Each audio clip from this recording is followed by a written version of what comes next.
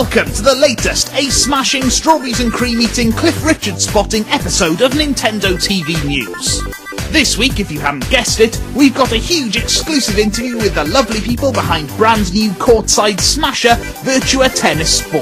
First though, we're spending some time trying to avoid getting the bends with brand new 3DS title Steel Diver. One thing we always say is not enough games take place underwater. Remember Ecco the dolphin? We do.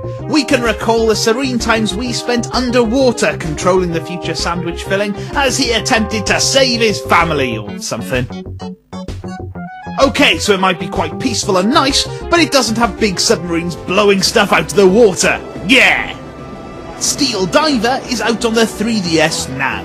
You're tasked with ridding the deep blue of enemy subs by using the 3DS's gyro capabilities. It's got some pretty decent single-player modes and even a nifty multiplayer mode, which is a bit like Advance Wars if you're into that sort of thing.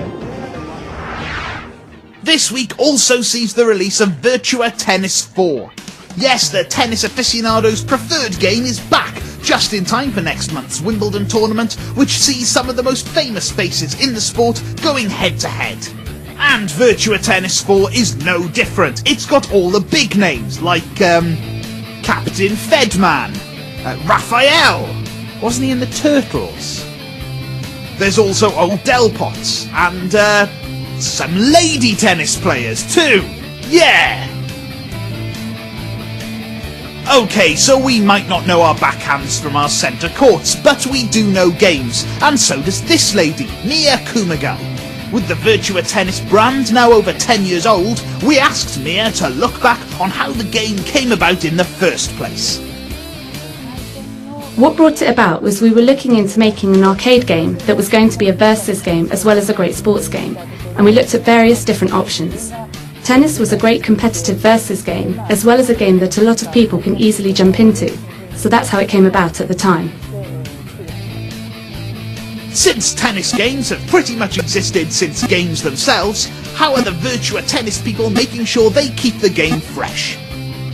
It's been over a decade now and it's still going strong.